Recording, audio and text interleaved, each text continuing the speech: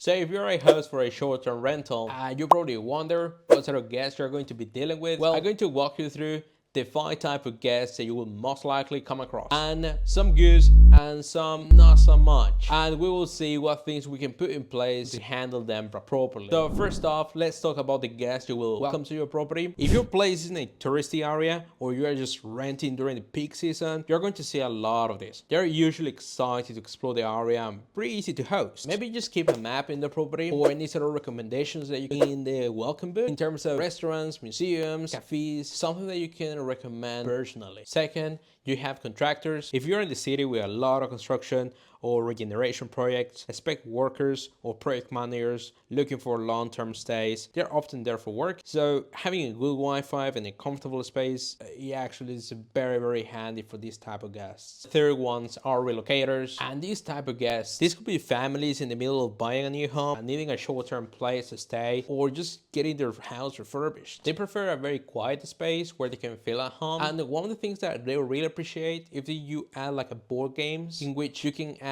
like Monopoly, Uno, these kind of games in which they can create some family moments. Corporate bookings, they can be very common, and especially if you are in the city center where it attracts many professionals into the area just for 1 to 3 months booking, like lawyers, accountants, architects. They are typically traveling for work. I just need a clean, functional space. A strong internet is key for these folks. And finally, we have healthcare staff. You will get doctors and nurses coming for locum work, often booked through agencies. They're usually very respectful and prefer a quiet place to relax after long shifts. Now that we have covered the type of guests you will hosting, let's go over a few things that's gonna make your life easy when it comes to dealing with them. First off, always collect their ID. This is just to make sure the guest is over the minimum age, and this is just gonna avoid some sort of problems and issues that we'll talk about later. Make sure to get their email and phone number. Some people miss messages through booking platforms, so having their direct contact info helps avoid miscommunications. Set clear terms and conditions. If you're using a channel manager, you can put the terms and conditions before the guest checks in into your property. This is going to allow the guest to know your house rules and what sort of conditions you put into play before even coming to the property. This way your guests know what's expected from the start. Damage deposit or waiver. Depending on your area, you might want to consider to charge a damage deposit or something like Superhub to charge a non-refundable damage waiver. It protects your property,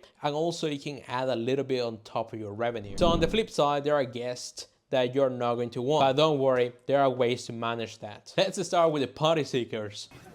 To the break of dawn, yo! If you're in the city center, these are pretty common, and more if you have a one minimum night. These guests can cause some serious damage if you are not careful. Think loud music, lots of people, and well, not the type of experience you want for your place. No, God! No, God, please, no! No! No! No!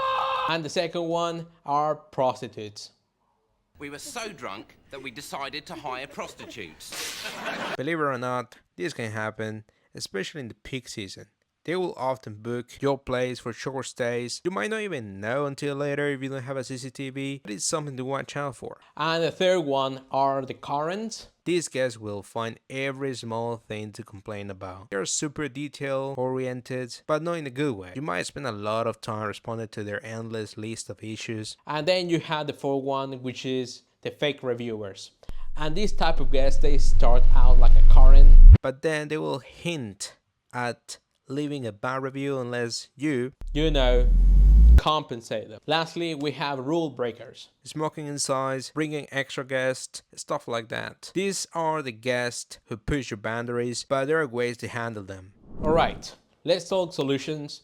And there are a few things that you can put into place so these type of guests, they don't take advantage of your property. And the first one, it's installing a Ring camera. Having a Ring camera or doorbell camera outside your property is a good first step. You will know exactly who's coming and how many people are staying. The second one is set a minimum age. Setting a minimum age is going to help you to avoid these kind of party seekers at your property. Most of them are under 23 years old anyway. ID verification, and this is just to make sure that the person who did the booking is actually going to be the one staying at your property. And you can even ask this via the Airbnb chat or the Booking.com app, where you can just send a text requesting the ID, or you can call customer service and the customer service is going to collect the ID of the person and making sure that the person is over the minimum age and it's going to be the same one staying at your property. Noise monitors, having smoke detectors. Noise monitors in your common spaces like the living room can alert you if there is a party going on, and having smoke detectors in key areas helps prevent the guests from breaking your non-smoking rule. You can post house rules from the inside of the front door of the property.